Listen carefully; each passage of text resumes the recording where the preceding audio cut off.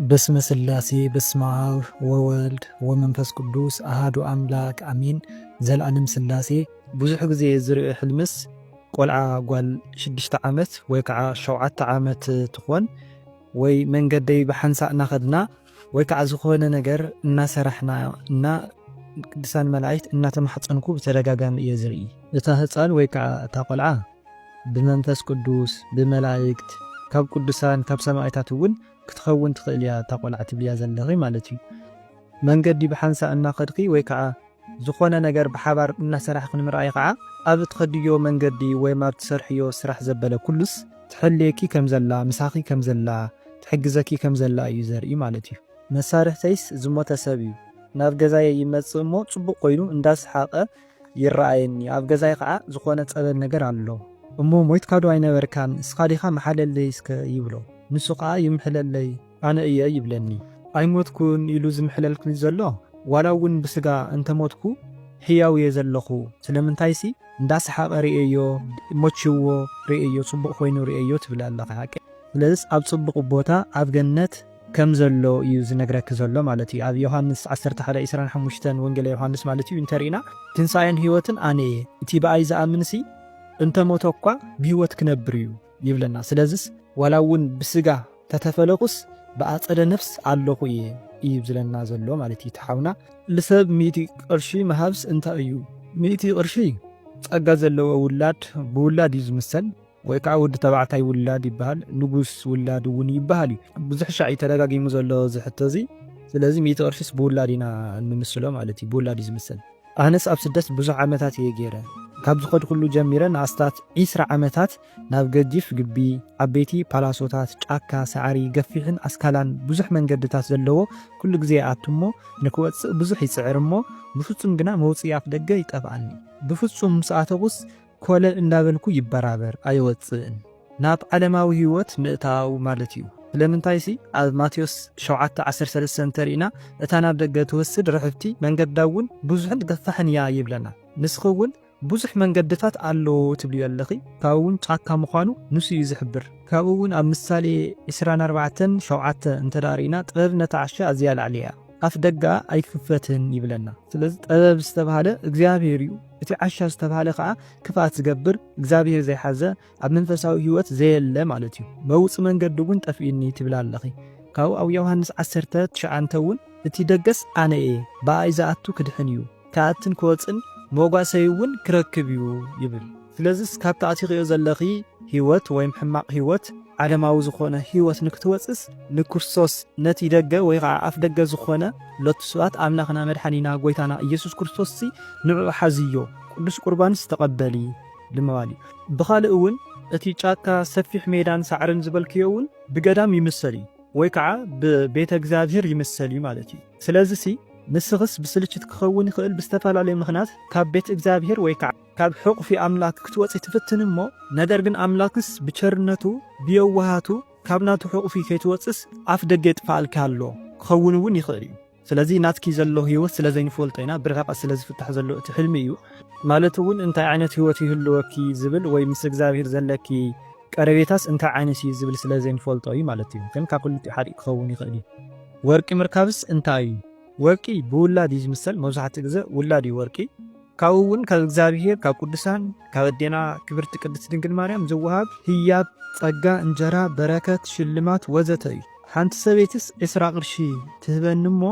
ናይ ሬሳ ሳጹን ክገዝእ ይኸድ ግን የገዛእክወን እዚ ብብዙሕ መልክዕና ክንሪኦ ንኽእል ናይ ሬሳ ሳጹን ብዙሕ ትርጉም እዩ ዘለዎ ሬሳ ሳጹን ሞት ይበሃል እዩ ስለዚህ ከይሞትካስ ናይ በረከት ስራሕ ማለት ዕሽርካ ውፅእ ክፈል ኢኻ ትበሃል ዘለኻ ትኸውን እቲ 20 ቅርሺ ሂባትኒ ትብሎ ዘለኻ ማለት እዩ ካልእ ሬሳ ሳጹን ዝተወደአ ዋጋ ዘኽፍለካ ኣብ ህይወትካ ዝኾነ ነገር ኣሎ ካብ ሞት ወፃኢ ማለት እዩ ካልእ እውን ሞያ ተሃሊካ ሳጹን ናይ ምስራሕ ክእለት እንተደኣ ሃሊካ ብኡስ ቀጽለሉ እቲ ሰልዲ ትበሃዎ ዘለኻ ከዓ ጸጋ ጥበብ እዩ ማለት እዩ ቁም ሳጽን ወይ ከዓ ሳንዱቕ እንድሕር ደኣ ኮይኑ ሓዳር እዩ ዝበሃል ብሓዳር እዩ ዝምሰል ሳጽን ንብሕቱ ሳጽን ምርኣይ ግን ከም ሚስጢር እውን ክኸውን ይኽእል እዩ ካልእ እውን ሳጽን ባዶ ኮይኑ እውን ሬሳ ጽዒኑ እውን ተጽዒኑ እዩ ዝመጽእ ስለዚህ ናብ ዓድኻ እተው እውን ክኸውን ይኽእል እዩ ጸላም ሰበይትስ ብዙሕ ገንዘብ ክትበካ ከላ ስለዚህ በዝሒ ቅርሺ ምርካብ ሓሳብ ፈተና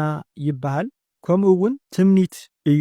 ንኣብነት ቅርሺ ብዛዕባ ቅርሺ እንድሕር ደኣ ብዛዕባ ሰልዲ እንድሕር ደኣ ትሓስብ እንተነርካ ብሕልምኻ ክትርኢ ትኽእል ኢኻ ማለት እዩ። ስለዚ ሓደ ፍታሕ ናይቲ ሕልሚ እንታይ ክኸውን ይኽእል እዩ?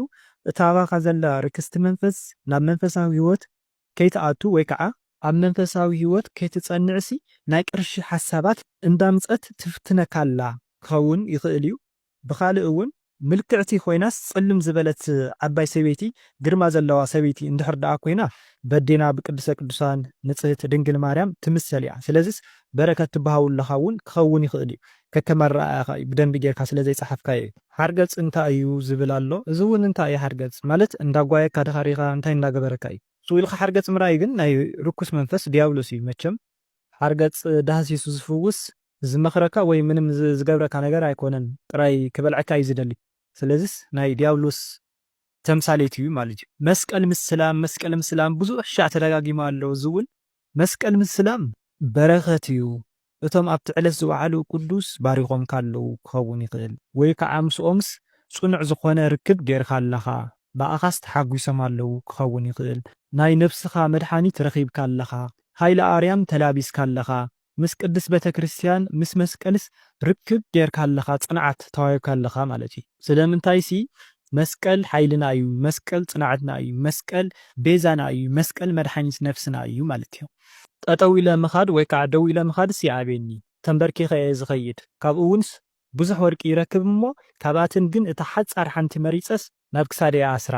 ተንበርኪካ ምኻድ ትሕትና እዩ።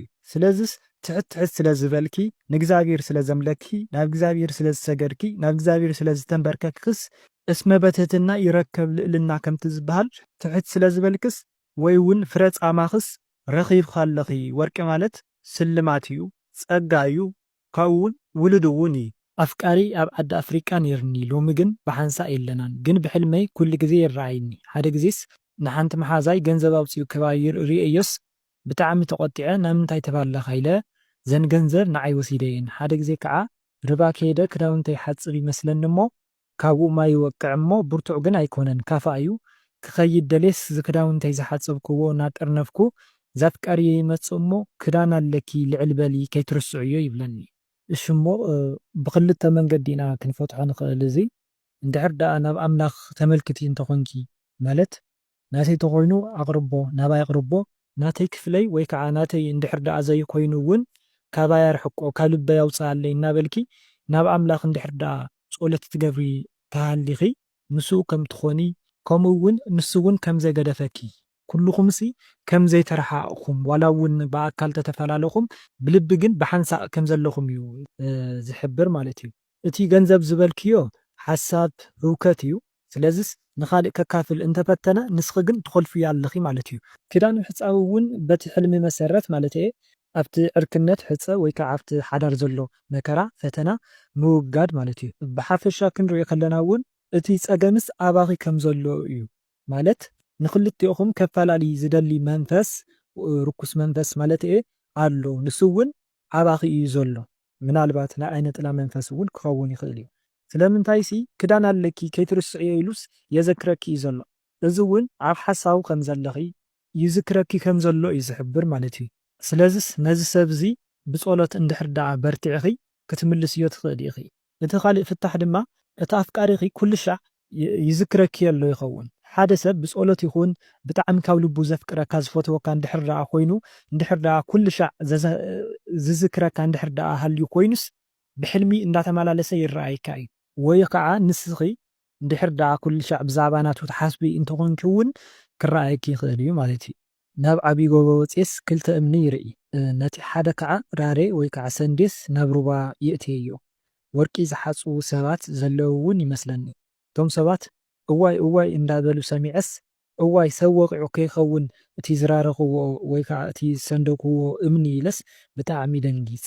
እቶም ወርቂ ዝሓፅቡ ሰባት ዝበልካዮም ብመላእክቲ እዮም ዝምሰሉ። እቲ እምኒ ሰንዲወ ወይ ከዓ ራሬ ካብኡ እውን ሰብ ወቂዑ ዶ ይኸውን ኢለስ ተጣዒሰ ወይ ከዓ ደንጊፀ ዝበልካዮ እውን እምኒ ምስንዳው ንኣምላኽ ንቅዱሳን ንመላእክቲ ወዘተ ዘሕዝን ነገር ወይ ከዓ ዘረባ ተግባር ምግባር ማለት እዩ። ንኣብነት ዝኾነ ነገር ከጓንፈካ ከሎስ ክላእ ኣምላኽ ኮ የለን ምናምን እንዳበልካ ተንፀርፅር ወይም ኣብ ልዕሊ ኣምላክ ዘይግባእ ቃል ትዛረብ እንድሕር ዳኣ ኮንካ እዚ እዩ ዝእምኒ ምስንዳው ዝበሃል ማለት እዩ። ካልእ እውን ብከንቱ ድማ ናይ እግዚኣብሔር ስምን ናይ ቅዱሳን ስምን ምልዓል ንኣብነት ሓሲኻ ምምሓል ማርያምን ምናምን እንዳበልካስ ሓሲኻ ምምሓል እውን ክኸውን ይኽእል እዩ። እዚ እዩ ዝእምኒ ምስንዳው ማለት እዩ። ሽዑ ንሰብ ወቂዕ ዶ ክኸውን ኢልካ እውን ትጣዓስ ኣለኻ። ስለዚስ ዋላ እውን ከምዚ እንተገበርካ ከምቲ ዝነገርኩካ ተግባራት እንተፈፀምካስ ግን ትጣዓስ ኢኻ፣ ጣዓስ ኣለካ፣ ንስሓ ኣለካ ማለት እዩ። ኣውሊዕ እንታይ እዩ ዝብል ኣሎ። ኣውሊዕ እውን ብብዙሕ እንድዩ ዝምሰል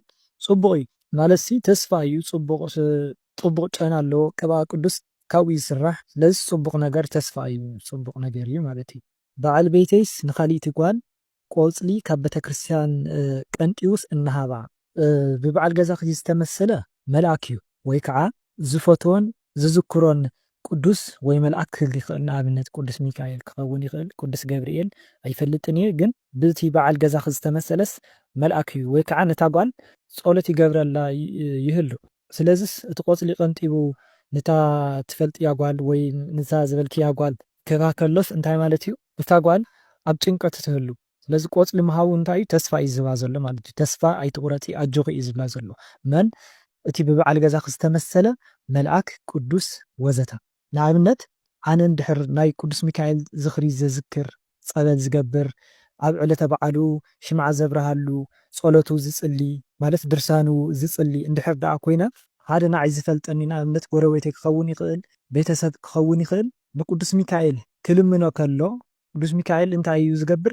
ንዓይ ተመሲሉ እዩ ዝግለጸሉ ማለት እዩ። ብኸምኡ መላእክቲ ይግለጹ እዮም ወይም ቅዱሳን ይግለጹ እዮም። ካብ ፀድፊ ምጽዳፍስ እንታይ እዩ? ፀዲፍካ እንድሕር ዳ ባይታት ሒዝካ ወይ ከዓ ናብ መሬት እንድሕር ዳ ዓሊብካስ መዕለቢኻስ ፈሊጥኻ ኣለኻ ማለት እዩ። እዚዩ ብብዙሕ ነገር እዩ ግን ዝትርጎም ወይም ዝፍታሕ ማለት እቲ ዝዓለብካሉ ቦታስ እንታይ ዓይነት ቦታ እዩ ዝብል እውን ነቲ ሕልሚ እንትን የብሎ እዩ። ግን ብደፈና ካብ ፀድፊ ምጽዳፍ እንታይ እዩ እንተልካ ግን ፀዲፍካ እንድሕር ዳ ቦታ ትሒዝካ ግን መዕለቢኻ ፈሊጥኻ ኣለኻ ማለት እዩ። ፀዲፍካ እንድሕር ዳ ቀሪኻ ወይ ከዓ ኣብ ዝኾነ ተጠናጢልካ እንድሕር ተሪፍካ ግን ፅቡቕ ኣይኮነን ማለት እዩ። ኣብ ስደት እየ ዘለኹ እና ገዛኻ ኣቲኻ ምርኣይስ እንታይ ይኸውን? ኣብ ኣፍ ደገ ድማ ናይ ጓለይ ሓዘን ዘኪረስ እናኣወኹ ገርገር እናበልኹ ናብ ገዛኻ ኣቲኻ ምርኣይ ያው ቀጥታ እዩ ትርጉሙ ናብ ዓድኽ ክትኣቲ ኢኺ ኣጆኺ ተስፋለኪ ወይ ተስፋለካ ማለት እዩ።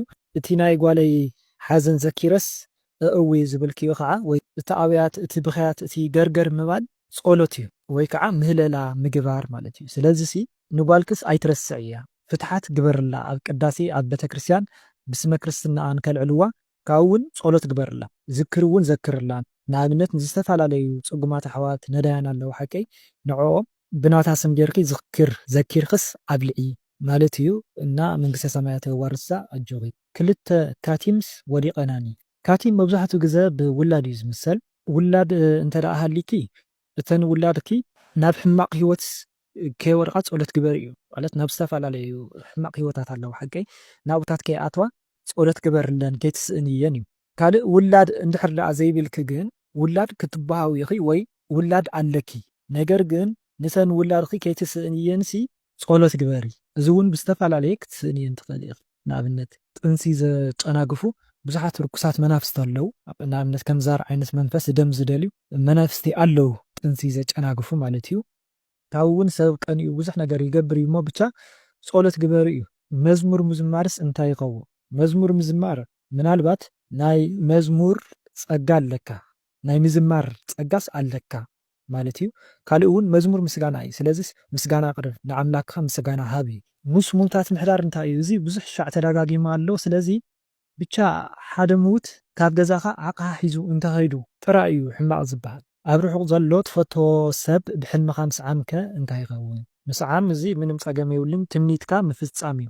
ስለዚ ክትራኸቡ ኢኹም ምግቢ በሊዐስ ፀበል ይሰቲ ብጣዕሚ ይስንብድ ምስ ሰተኽዎ ኣባኻ ዘሎ ፈሪሃ እግዚኣብሔር ኢኻ ትርኢ ዘለኻ ካብ እውን ጣዓሳኻ ንነፍስኻ ምውቃስ ከምኡ እውን ትሕትና እዩ። ስለዚ እዚ ፅቡቕ እዩ ምንም ፀገም የብሉን። ኣብ ውሽጢ ካንሸሎ ተዓፂኻስ ኣሚሪርካ ምብካይ ወይ ድማ መሪር ብኽያት እንታይ ማለት እዩ? ብኽያት ቅድም እውን ገሊፀየ እንዴ ግን ጸሎት ምህለላ ናብ ኣምላኽ ጥርዓን ምቕራብ ማለት እዩ። እዚ እውን ኣብነት መዝሙር 30 እንተሪእና ናባኻ እእውየ ይብል። ከምኡ እውን መዝሙር 126 እቶም ብንብዓት ዝዘርኡስ ብዕልልታ ይዓጽዱ ይብለና። ስለዚ ብኽያት ንብዓት ጸሎት ምህለላ እዩ። ካንሾላ ዓጺኻ ምሪርካ ምብኻይ ማለት ኣብ ቤተ እግዚኣብሔር ኣብ ናይ ጸሎት ገዛኺ ወይ ገዛኻ ኣምሪርካስ ጸሎት ግበር ወይ ምግባር ማለት እዩ። ኣነስ ኩሉ ግዜ እቲ ጥቕልል ቅርሺ ሂበስ ሽሩፍ ይባኒ እንታይ ይኾን ጥቕልል ቅርሺ ጽቡቕ ኣይኮነን። ሓሳብ ፈተና ህውከት እዩ። ስለዚስ ሓሳብካ ምሽራፍ ምዝርዛር ምብታን እዩ። ብኻልእ ንሓሳብካስ ፍታሕ ምርካብ ማለት እዩ። ናይ ውላድካ ርእስስ ኣብ ክልተ ምምቃል እንታይ ማለት እዩ? እዚ ኣብ ኣእምሮኡ ወይ ካብቲ ሓንጎሉ ዝሓደረስ ርኩስ መንፈስ ኣሎ። ጽቡቕ ክሰርሕ እንተፈተነ ናብ ሕማቕ ዝመርሖ ክልተ ሰብ ንክኸውን ወይ ከዓ ክልተ ባህርያት ንክህልዎ ንክውንን ዝገብሮስ መንፈስ ኣሎ እዩ። እዚ ድማ ብመቁፀርያ ጌርኪ ወይ ገይሩ ርእሱ ክሃርም ኣለዎ። ምክንያቱ ከምዚ ኣብ ኣእምሮ ወይ ኣብ ርእስኻ ዝቕመጥ መንፈስ ንኣይነጥላ መንፈስ እዩ። ኣይነጥላ መንፈስ እያ ኣእምሮኻ ትቕመጥ ኣተሓሳስባኻ ንምብካል ኣእምሮኻ ኮይና ራእይኻ እቅድኻ ሓሳባትካ ኩሉ ንምኹላፍን ንምብልሻውን እትገብሮ ነገር እዩ። ሓደ ሰብ ኣእምሮኡ ወይ ከዓ ርእሱ እንድሕር ዳኣ ስሒቱ ዝገብሮ ነገር ኣይፈልጥን። እቲ ሓጢኣት እቲ ሕማቕ ስራሕ ጽቡቕ ከም ዝኾነ መሲሉ እዩ ዝስምዖ ማለት እዩ። እና እዚ ከይኸውን ብመቁፀርያ ጌርኪ ወይ ገይሩ ርእሱ ክሃርም ኣለዎ። ኣብ ልዕለይ ዘለኺና ዓይኒ ሰብ መንፈስ ወይ ካልኦት ርኩሳት መናፍስ ብስም ስላሴ